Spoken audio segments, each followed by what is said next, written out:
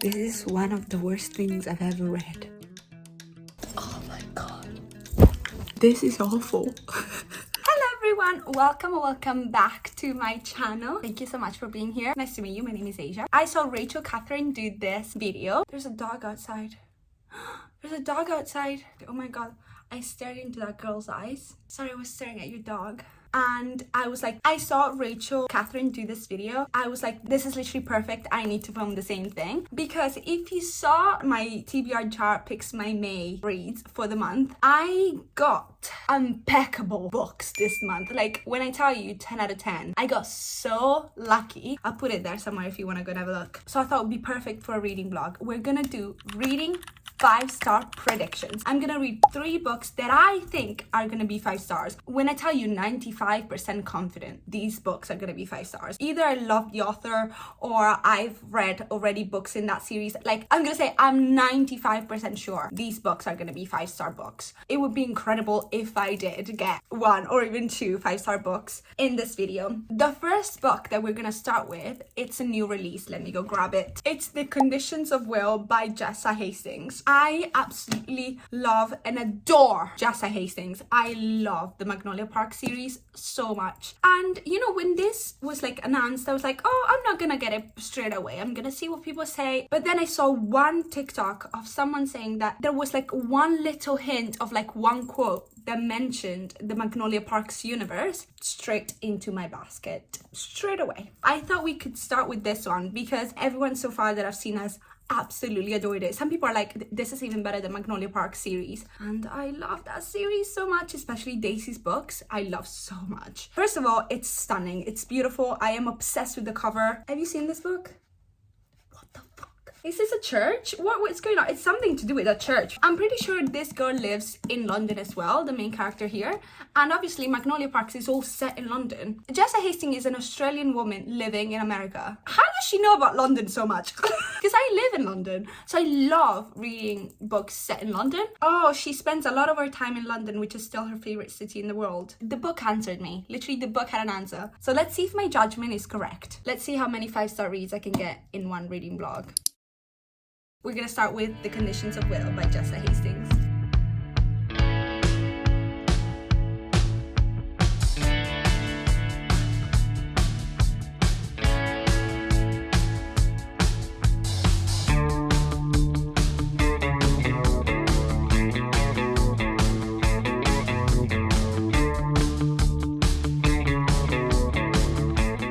I didn't realize how much I missed her writing. I am so happy I'm reading a book by her again. Her writing is so unique. I don't know how to explain it. Like I could recognize this is a Jessa Hastings book. If you gave me a page, I'd be like, that's written by Jessa Hastings. I don't know how. You can just tell. I always love how layered and how complex her characters are. Yeah, I've only read 2 chapters, so I'm beginning of chapter 3. And when I tell you, I already can tell there's a lot of layers to her, to Georgia. So we have our main character, Georgia, that got the bad news that her dad is dead. But she has a very difficult situation back home, you can already tell. She lives in London, but she's from South Carolina. She's been sent off to London when she was young. I don't know why yet, but I feel like I will know at one point. And she just got the bad news that her dad is dead, and she didn't really have a big reaction because I think she has a horrible relationship with her parents, and 2 of her siblings she doesn't talk to. One of her siblings she really loves, and that's Oliver, and she's the one that called Oliver to say our dad is dead. I already love her. For some reason, I really like her already. She says it how she means it, but I'm very excited to be reading more. Hardbacks are so annoying to read with. I have this on my Kindle, so I feel like I will switch at one point. But for now, I'm sticking to the book.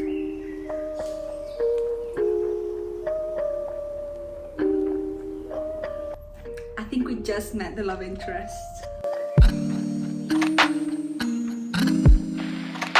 I love a man by Jessa Hastings. I do. I do. Also, also, I love how the main character has lived 10 years in London. So like her whole like adulthood, I think she's 26. Someone just said something to her and she was like, thank God this is not something that anyone would say in England and just in America. And I found that so funny because this is an Australian writing that. I found that hilarious. And the main love interest is Australian. I love that. There's so much going on. She's American living in England and the love interest is Australian. Yes, I love it so much. I'm on page 64. I'm loving it. I am absolutely loving it. I love her. That's what it is. If I love the main character, I'm good. She's a psychology major or whatever. I don't know what she's actually is.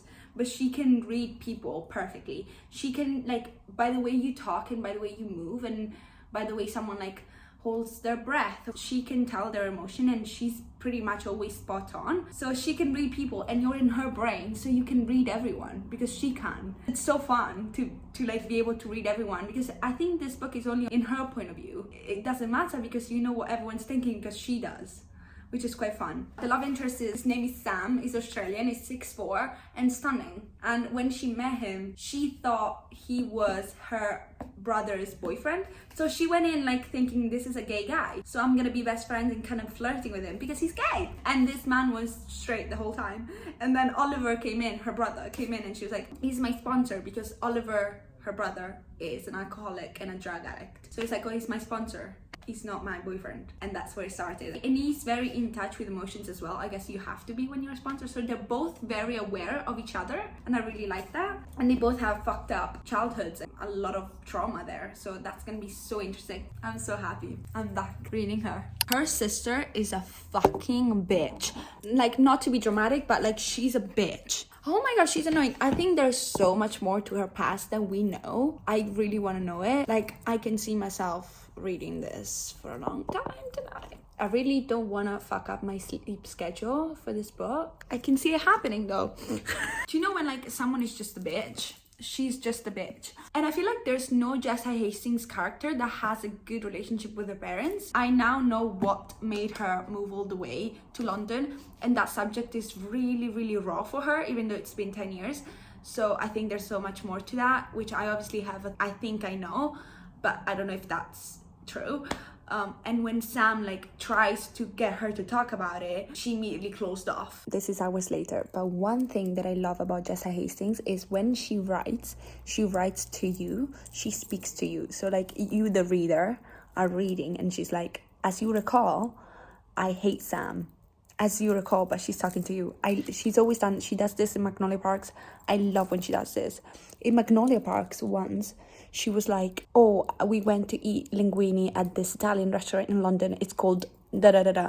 You need to go. It's the best one ever. Let me know after you've gone. And I was literally like, I love it when she speaks to you. I love it so much. I don't know why. Jojo is way nicer than I would be. Because when I tell you, the people in this town and her mother and her sister are driving me so insane. I would scream at them, but she's just like, she's screaming at them but in a polite way because I guess she had to deal with them her whole life. But when I tell you, I would go insane. They're very religious and Oliver is gay and everyone's just talking about the fact that Oliver is there with his boyfriend, which is not even his boyfriend. It's literally his sponsor. I love it. So I'm loving it. I love hating on a character. Good morning, everyone. It's the morning after. I'm at page 174. Of course, as you can probably tell from the cover of this book talks about religion quite a lot, which is, I'm not gonna lie, my favorite topic of discussion. I love it. I love talking about religion. I love listening to people talk about I love it. It's my favorite discussion. I think it's so fascinating. So I find this book extremely fascinating because the main character believes in God, which at first I didn't think she did, but she believes in a God that wouldn't mind her brother being gay, you know? And I think that's great. But she comes from a little town where being gay is like the worst thing you can be because it's a sin and God hates you and you're going to hell. It's quite heavy topics, but it's such a great way that she's talking about religion and I love it so much. And also, I think I said this before, because she can read everyone, It's so fascinating being in her head. You can kind of learn how to read people as well because there's so many hints on how to read them. Once again, I don't think this is a romance book. I don't think any of Jessa Hastings' books are romance books. There's romance in them, but there's so much more to that. I'm loving it. I'm having an amazing time reading this. I don't know how you take this if you were Christian. I don't know how you take this because on one side, it talks about how great believing God can be. And on one side, it says some people take it so far that they turn so many aspects of life into hate. So I don't know if you're American and Christian, how do you take this? The will thing hasn't happened yet because I know there's gonna be something in the will that makes Sam, Oliver and Georgia go on a road trip. That's not even happened yet. Guys, I don't know what Jessa Hastings put in this book, but it must be crack. Like, when I tell you, I can't stop thinking about it. And I love her because she kind of reminds me a little bit of Daisy because Daisy is very smart. This is one of my favorite books I've read so far this year. It's happening. Stay calm. Stay fucking calm. Crazy shit is going on. This is so good. Oh my god, shit is going down. I actually really love Tennyson. I really do love Tennyson, her older brother. I actually really like him. I think he was just brought up in the wrong way. He believed things that his parents taught him. But now that he's growing up and he knows more, he's changing. And I really like his girlfriend. And he's coming to Georgia's defense. Oh! I love Sam. I get you, Georgia. I'm in love with him too. This is not a spoiler at all. But I think I reached that one little sentence that hints to the Magnolia Parks universe. I need the next Daisy book so bad. You don't understand. You don't understand how much I need it. ASMR because everyone's asleep and it's pretty late. The main couple is so cute. Obviously, they come from very different parts of the world. So after this whole thing, how is that gonna work out? It's 1:15 a.m. I'm on chapter 44. I think it's time for me to go to sleep. Good morning, everyone. I'm reading. There's just been an insane plot twist. Insane. And I saw it coming from page 1. I'm not shit. I think it's quite obvious. So I think everyone will see it coming. I saw it coming very early on. Very early on from like one sentence. I'm obviously not going to tell you because this is a spoiler-free reading vlog. That plot twist was great. Even though I knew about it because I saw it coming. I'm loving every second. I don't want this to end ever. I'm kind of close to tears. There's a movie that this book reminds me of, but I can't tell you the movie because if I tell you the movie, it's a spoiler. But there's a movie that this book reminds me of so much. And that's why I kind of want to cry because that movie's so sad. I just finished it. I'm not crying, but you know, when you're like about to, take a little bit of time and then talk to you about it. That epilogue was crazy. Okay, so obviously, as you've seen, I finished The Conditions of Will. It was not a 5-star. It was a 6-star for me. I would say maybe my favorite book I've read this year so far. Obviously, I thought I was gonna like it because this was a 5-star predictions for me. I didn't think I was gonna love it this much. Yeah, it was incredible. It really reminded me of a movie, but I can't tell you the movie because if I tell you the movie, that's a spoiler. The best part of this book is the writing. The writing is just phenomenal in my opinion. Some of the best quotes I've ever read are like from Jessa Hastings. She has a way with words that I can't describe. Great start. First 5-star prediction was a 5-star. And I really loved the love interest. I think he was phenomenal. He didn't do one thing wrong. He was perfect. He was perfection. 10 out of 10. Please read this book. It's time to go to the next. My next 5-star predictions. This is a very, very, very scary book. So this is 940 pages long. Let me repeat, 940. 940.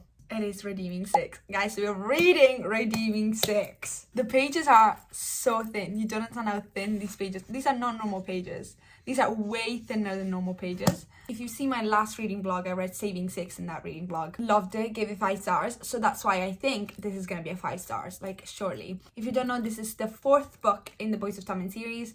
And the first 3 books are Binding 13, Keeping 13, and Saving 6. And then there's this, and then Taming 7, and then there's Claiming 10. It's coming out this month. I read Binding 13 and Keeping 13 years ago, like 2.5 years ago. I loved it back in the day, but Saving 6 didn't exist at the time, so I never read it. And then when it came out, I never kept up. And then I read it last month, and it was great. This book, the first one doesn't, but this book goes back to the same timeline as Binding 13 and Keeping 13. So it's kind of fun because I get to reread it, I guess. I'm terrified. It's time. Check your trigger warnings. These are crazy heavy books. God, this is huge. I can't read on that. That's huge. Oh, I'm so happy to be back in this universe. I actually really do love these characters. They feel very real. I don't know how to explain. They really feel like they exist. Gibbs just showed up. I do love that man. Okay, I haven't spoken to you in a little bit. I've read a lot this morning. Page 348, which is a lot. And you think, oh, 348, usually it's the length of a normal book. I'm not even close to being a third in. That's how big this book is. I'm not gonna lie, the first 90 pages, a bit dragged a little bit because it was always the same thing, but I guess we needed to have that to realize how good Joey was at the beginning, because then things goes to shit again, of course. Yeah, it's so much better now. I'm enjoying it so much more. The first like 90 pages, it was a little bit slower. It was kind of repetitive. I think a couple of chapters could have been cut, especially because this is quite a long book. I'm enjoying it so much more now because shit has gone bad, of course. I knew some people were upset with Aoife's behavior in this book, and I can see why, but at the same time you can't really blame anyone for the way they deal with their trauma. And there's something traumatic that happens in this book to Aoife. Not gonna tell you because this is spoiler free, but she deals with it maybe in the wrong way, but then is there a right or wrong way? You know what I mean? I understand why people were upset with her, but I am not. I understand that she probably made a mistake in the way she dealt with it, but like she went through something traumatic, you know? Joey goes through trauma every day. He's got a traumatic life, existence, childhood, home situation, and when he goes through something traumatic, he hurts himself. When she went through something traumatic, she hurt him. So everyone's fucking hurting Joey, and Joey can't deal anymore. Bless his heart. Like, I don't understand how that boy holds on. Like, it's so much respect for him. He's gone through so much at such a young age, and they're only 18. These are kids. We're just at a very low point for Joey, and I feel like we haven't even hit the lowest. Johnny's finally here. Johnny, Gibbsy, Shannon and Johnny are starting to have a thing. Obviously, all of that happens in the first two books. So it's so exciting to see because we're overlapping now what's going on in Binding 13. I'm very excited to see how things evolve. Kinda scared. Not kinda, very scared. I just read the cutest scene between Shannon and Joey, midnight, and I'm here reading about them, and I love them. And I love how much Shannon loves Joey. But I'm scared that things are getting bad soon. So that's great. Okay, so I'm gonna stop reading right now because it's 1 a.m. and I need to go to sleep. I am 420 pages in. So it's 11 a.m. I just finished crying. I don't recommend reading this first thing in the morning because that's how you start the day, with tears. I'm gonna have to take a break right now because that was too much. This is one of the worst things I've ever read. Fuck me. I can't really read that right now. I'm very good with stuff, but like this is heavy. How can you write that and be okay? Like, is Chloe Walsh okay? Poor Joey, poor Shannon, these poor kids, man. This is rough. I've been crying for like half an hour. I can't stop.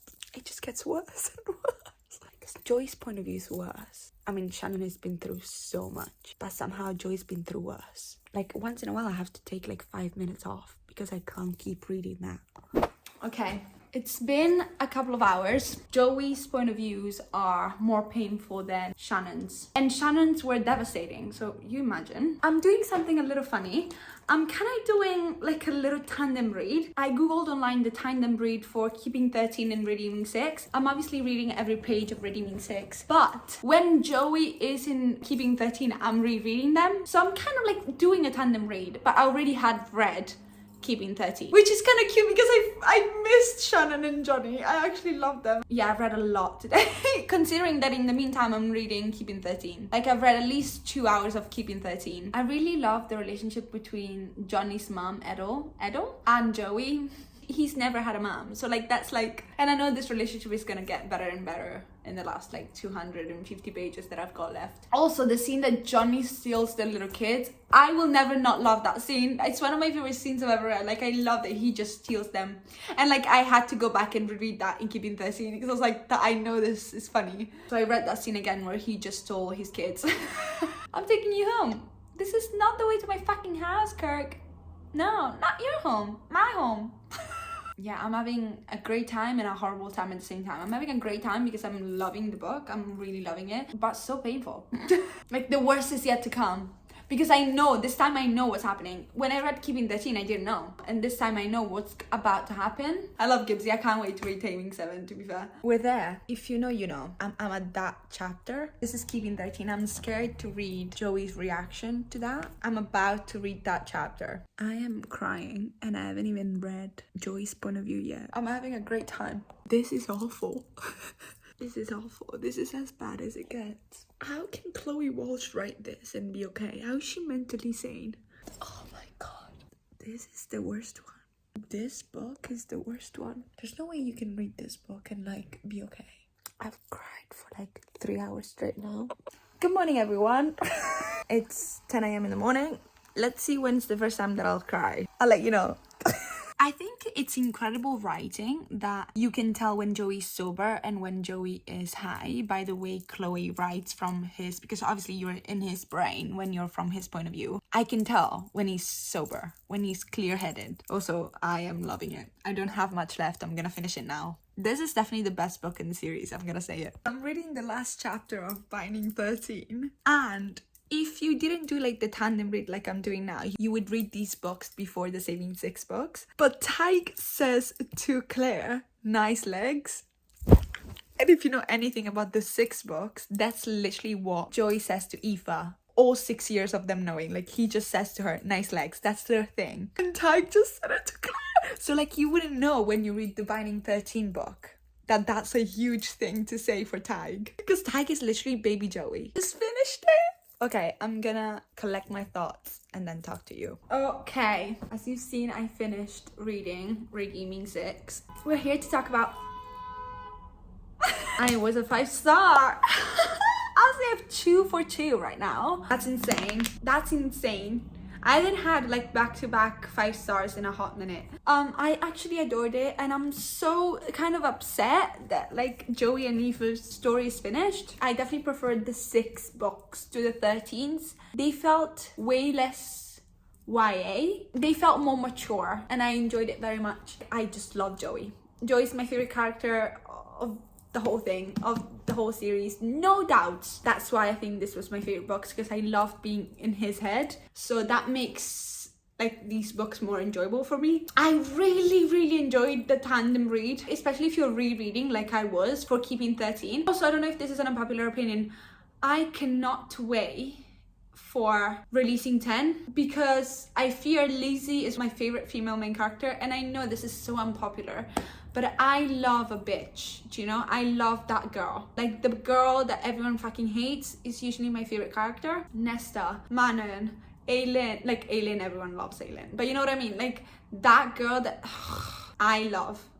She's for me. She might not be for everyone, but she's for me. So I fear I'm gonna be in love with Lizzie Young. So I cannot wait for her and Hugh's book. And I love how Joey is the only one that fucking clicked. He's like, is everyone so like blind? He's the only one that knows, and I love that so much. She had like such an important role in this book. She wasn't, not in a lot of it, but she had an important role in it. Obviously, I'm not telling you, but that's why I like Aoife. She's a bitch. Love her. I really need a lighthearted book now, because the book that I planned on reading for this vlog, the 3rd one, because I want to do 3 books, the 3rd one was Lord of Shadows by Cassandra Clare. That is the 2nd book in the Dark Artifices series. I don't know if I can do that right now because they're quite heavy book. That's another like 800 pages book. So I need to find a book that I predict is going to be 5 stars, but it's not gonna tear my soul apart.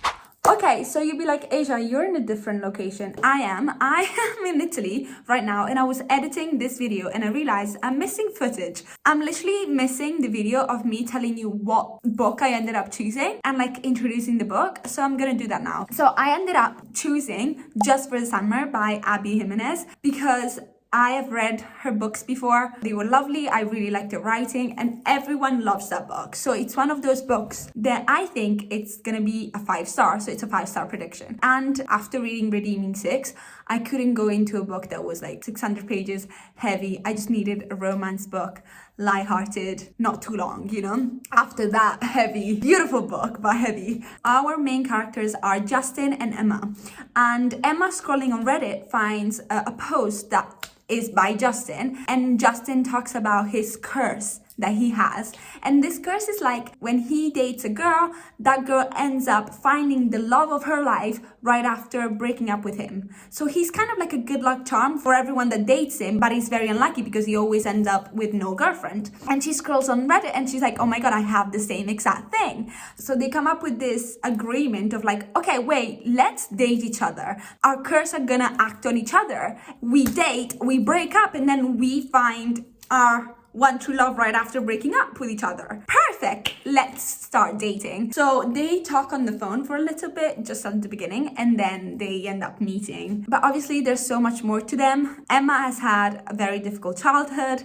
Justin is having a difficult situation back home right now because he lost his dad recently and his mom is going to prison, and he has 4 younger siblings that he's gonna have to take care of. So yeah, that's the book. I'm sorry, I don't know what that footage went. But yeah, I'm editing. I'm literally was like, wait, I'm missing something. Back to me a couple weeks ago when I was reading that book. Bye.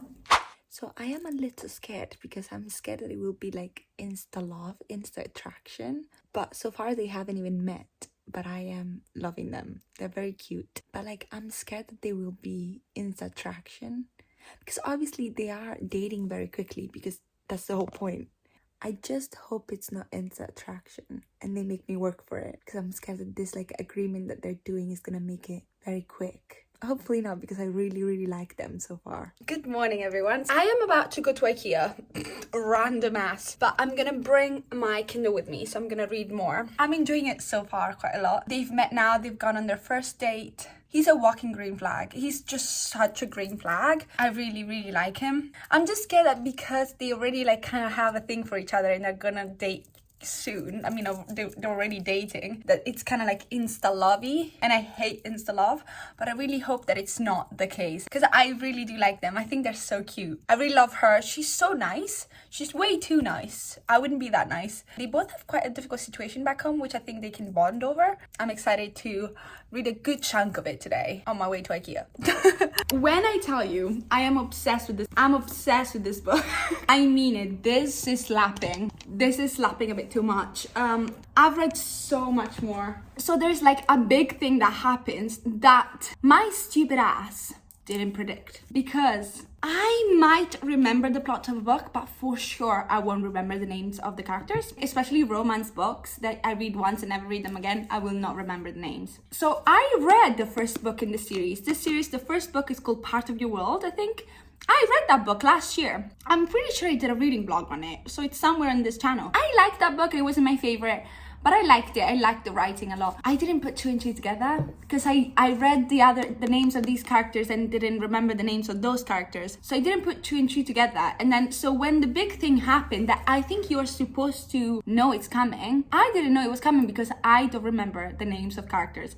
So when this character came up, to me it was a new character. I don't want to tell you what, because just in case you're reading this without reading that book, there'll be like this plot twist that you don't see coming. But if you read the first book, you see coming, like you know it's happening soon. I forgot. So to me, I got the best of both worlds, I guess. I haven't read Yours Truly. It's more important that you read Part of Your World than Yours Truly for this book, because I know who Yours Truly is about and they're not really in it that much. Yeah, crazy thing happened. The love story is so cute. He's the walking green flag. She has so much trauma and so much PTSD from her horrible mother. Horrible. She had a horrible childhood. Anyway, he is so cute. Also, can I say, there's something about me reading a book where the male main character is in charge of all of his younger siblings, because what's going on? I read Saving 6 and Redeeming 6, and that's Joey, and we know that he's literally a father to his younger siblings. And then I read Lady Midnight, where Julian, the male main character, is in charge of his 4 younger siblings again, and then once again he's in charge of his younger siblings. He has to take them in because his dad is dead and his mom is going to prison. What is up with that? And I eat it up every time. So there's something about me loving when the male main character has to step up as a father to his younger siblings, because every single book I've read recently is that, and I've loved every single one of them. I'm in the middle of the third act breakup, which usually I fucking hate in a book, okay? Usually is so unnecessary. I think it was necessary, you know?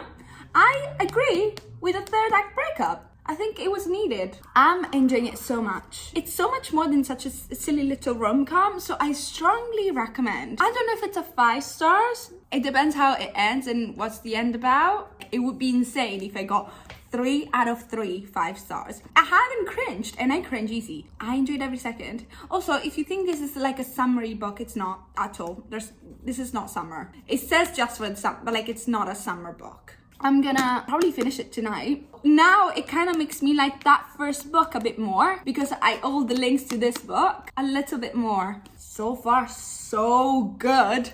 I have finished Just for the Summer. Unfortunately, it's not a 5 star. It's very close. I'm gonna give it 4.5 stars, which is still incredible. It's still amazing, because I feel like if I was giving it 5 stars, it was just for me to say, oh, I got 3 5 stars in the video. No, it would be a lie. So it's a 4.5. I still really enjoyed it. I really loved it. I enjoyed the ending. I loved the third act breakup not being the usual third act breakup. I think it was needed in this case. I really liked him. I liked his siblings. I liked it. I really enjoyed the writing. It wasn't cringy, which is one thing that I struggle a lot with romance books. And I've had a great reading month so far, because what do you mean I had 2 5 stars and a 4.5, and now I'm reading Taming 7. I don't think it's gonna be a 5 star, but it's still like quite good book because I enjoyed that universe so much. So I'm having a great reading month so far, but this didn't feel like The Conditions of Will or like Redeeming 6. Like, those books were incredible and I'm so happy I read them. But this just shows that I should listen to my instincts more often. I was good at predicting. I slayed that. Like, I predicted pretty well. Thank you so much for sticking around with me. I have more exciting video ideas coming up, so